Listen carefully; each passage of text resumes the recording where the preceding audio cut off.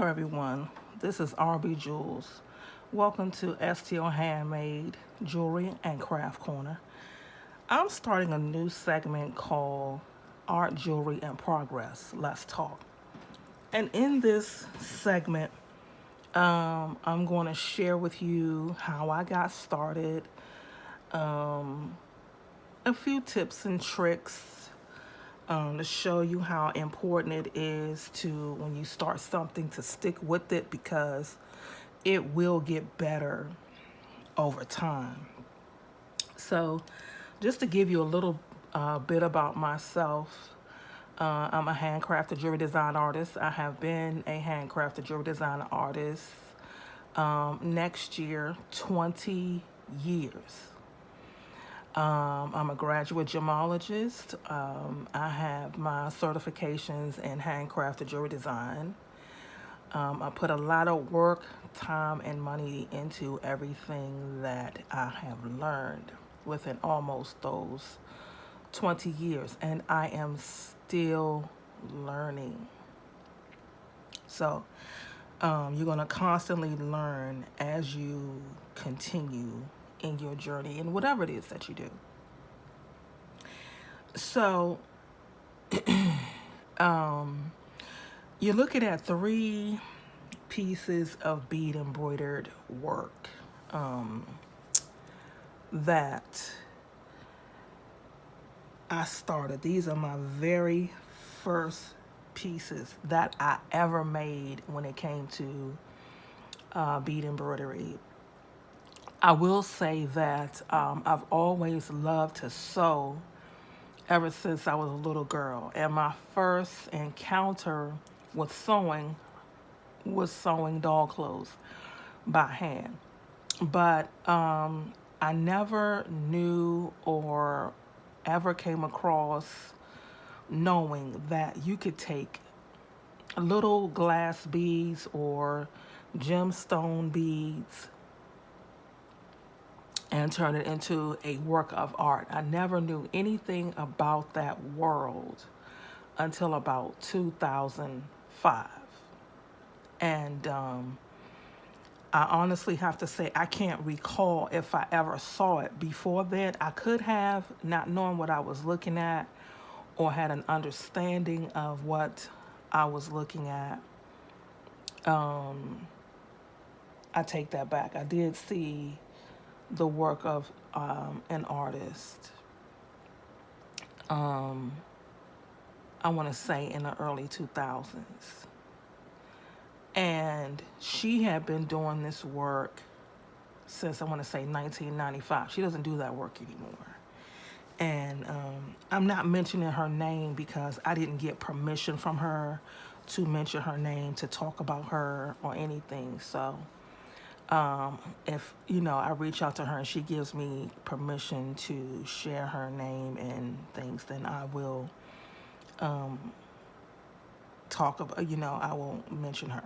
But even though I saw her work and it was very beautiful and colorful, I still didn't have a clue. And what I saw, I wasn't capable of doing. But when you see beautiful jewelry, your mind just conjures up all these beautiful things that you want to make and do.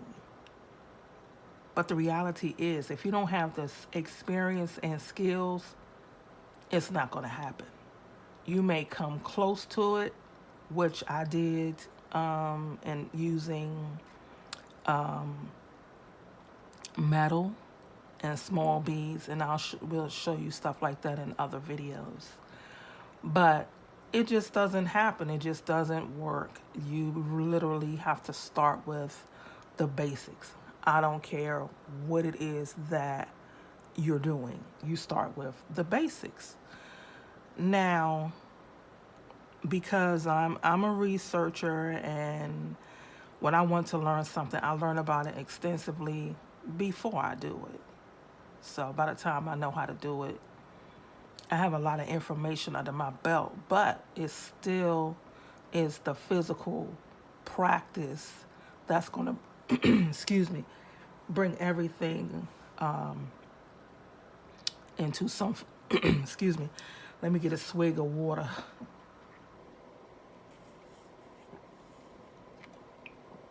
To bring it into like something that actually will make sense. And what you're going to have to learn is when you do that, you're going to have to love your work even when it doesn't look the way it looks in your mind. Now, because I had all these years of sewing and I understood that you have to know the stitches, even like there are 12, maybe more, but I learned 12 basic stitches because I took home ec class, something that they don't have today. They might call it something else, but they probably don't have it. Not like they did when I went to school. And so once I at least understood that, I knew those basic stitches.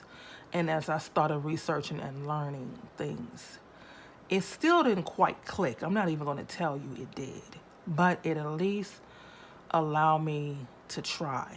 Now with these pieces, I did do some research, and I don't like to copy other people's tutorials, so I didn't. But what I like to learn is the techniques, and like to learn the tips and tricks. And then I want to see what I can do with it myself. And not everybody's like that, and that's fine. But I'm showing you these pieces because this is like the first piece I did. And yes, I'm wearing a bead embroidered ring. It's kind of big and maybe a little bit gaudy, but I thought I'd wear it for this video anyway. So this, it was like an early morning after I had like done so much research, and I bought some beads. Sorry about that. I bought some beads, and the only beads, believe it or not, that are very expensive on this, besides this is the stone that I use is tiger's eye. But the only other beads that are expensive on this piece are the Swarovski crystals. So these are the only beads that are expensive. More than likely, these are beads that I look like I got from Walmart or some craft store a long time ago. And I said that I wanted to try. This was before I even knew there were good quality, expensive beads out there that can turn your work into a work of art. But I didn't care. I love the beads that I have, and I love what I was doing. So, so I made this piece here. And these are the techniques that I learned. And I just learned to fit the beads in, and that's what I did. And then I learned how to create a backing. And when you do this, you don't have to do a bead embroidered stitch, a picot edge stitch. And if you look at my other videos, I talk about a picot edge stitch. Matter of fact, in the part 1, part 2, where I'll show you how to do a basic bead embroidered pendant necklace.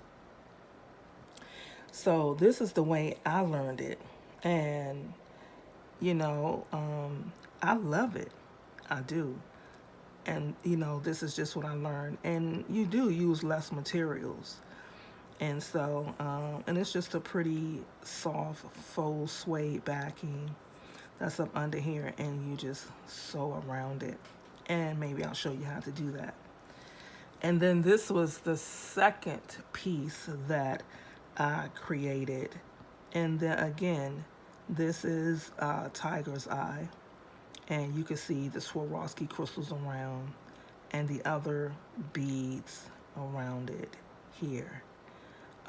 Actually, these beads look like these are better quality of beads. I can't say whether they're Toho or what they are, but they are a check glass bead that's of a better quality. But I still, of course, added my Swarovski crystals because I have a serious thing for Swarovski crystals. And then I did a backing the same way that I did on the other piece there in the back. And this is either a marble piece here or howlite in between here. But again, as you can see, I used my Swarovski crystals and I used the beads and I did the backing like I did on here. Now, because everybody learns different, and what I've learned about myself is that I start where you end up, and I have to work my way backwards to the beginning. It is what it is. So even though I did these pieces here, was I ready? And did my work look like it does now that you see in a lot of the shorts that I share with you? No, it doesn't. So before it got to that, I'm going to set these aside and I'm going to show you how my work looked.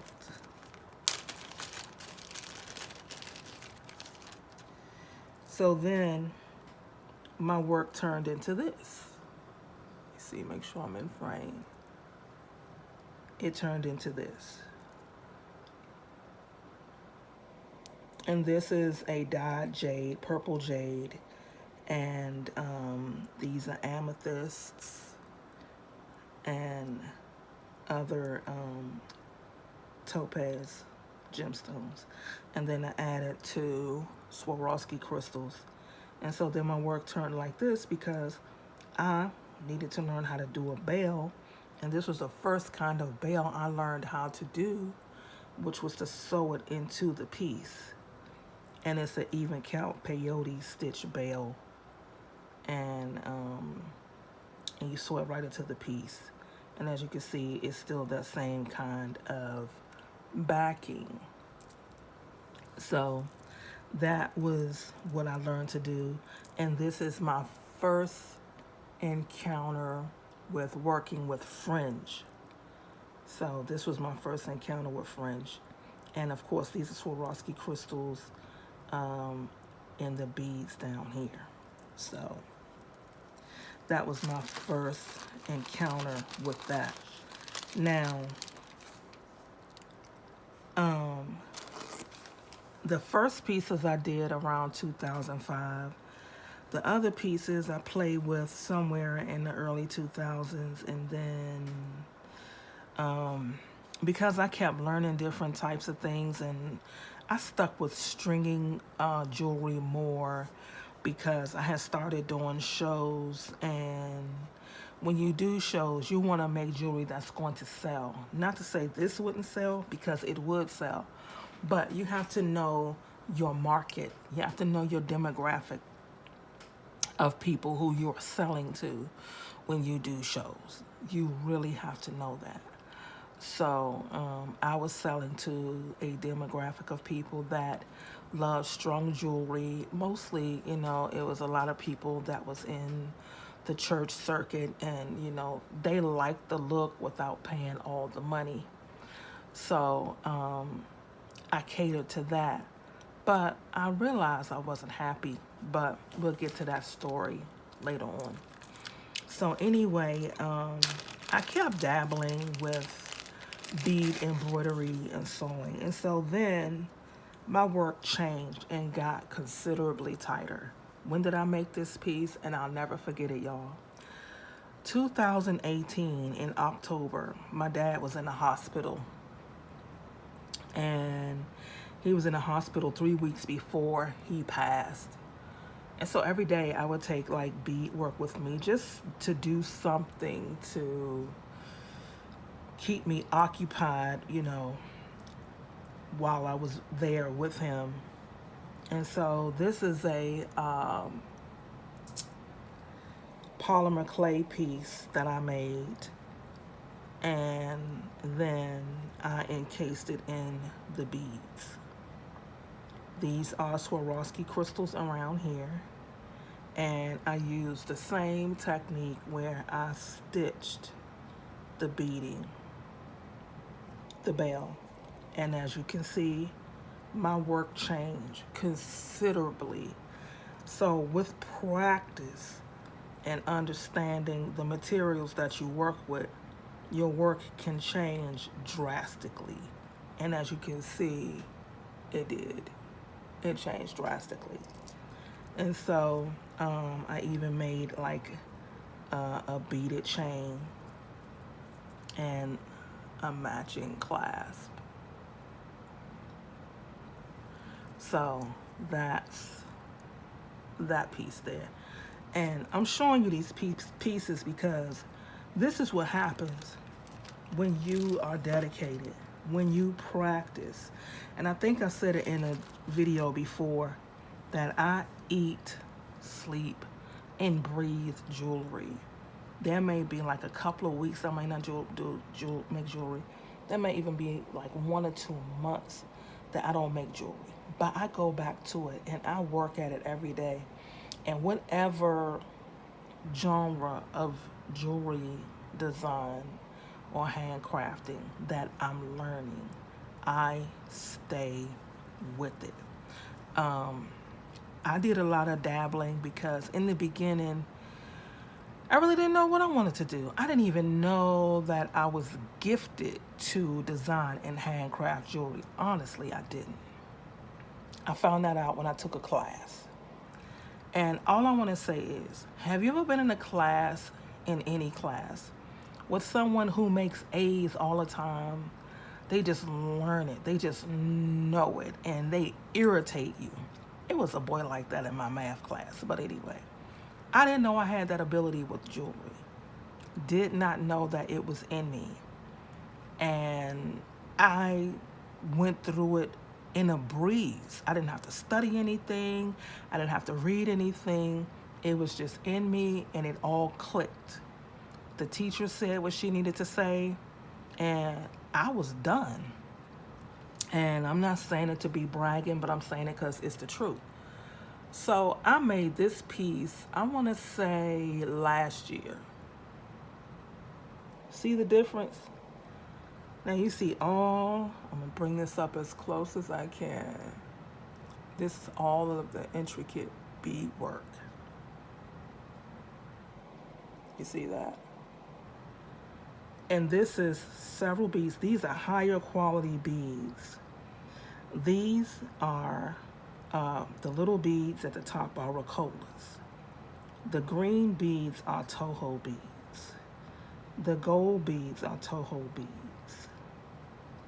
And it's a lot of beads in between there that you cannot see because I like to sometimes build and stack. And that's exactly what I did. So if you could see, like, I don't have anything that I can point to, but if you could see like this bead right here, this is a 2-hole super duo bead. So, and then I have the fire polished beads in between. So as you can see, it's a lot of work in between there. A lot of work. And that came from a lot of studying, researching, and just trying new things that I wanted to try and see what happened. Because when you learn a whole bunch of little things, those little things can become one big thing. Just like words. A whole bunch of little words become one big word, you know. And this is the same process. A whole bunch of little bead techniques can become one big piece. And I even did a different type of bell because I wanted to keep it kind of simple. So I did a different type of bell. And this is picot edged. So you can see the beads up under here. And this is fringed, believe it or not. But I didn't do like a hanging fringe. I just added, I just turned it into like a smaller embellishment, so it could just be worn, you know, like it is. Even with the fringe, it's a pendant necklace, but this looks definitely more like a pendant necklace. And the stone in the middle is a blue sunstone. It's gorgeous, and I like it because it has a lot of sparkle and shimmer. Yeah. So this is what happens. And this is one of the first rings that I made. I also made this the same year, 2018. And this is polymer clay also. I made this piece. And then these are Swarovski crystals around the piece. And I just played with the colors that was in the piece. And then I just, you know, made it. And let me see. As you can see, it has the same beaded technique underneath, and it has a beaded shank. So that's that for that. So we're gonna have like very informal talks, and I'm gonna share my journey of how I got to where I got to in terms of trying to make sure all of this is in frame of how I got to from point A to point B, and you know, all the way to me going to school, becoming a gemologist, a graduate gemologist, and just working on things. And honestly, I'm starting over in my life, and I'll talk about that too. I'm really starting over in my life. Been through a lot, and that's okay. You know, the saying is just keep on living. Keep on living. And, you know, things that happen when they meant to happen. So I want to say thank you for stopping by and sharing in many of these talks. I will be doing tutorials from time to time, and I will let you know when they're coming up. Please look at the community corner, because I will share a lot of information in the community corner as well. So until next time, happy crafting.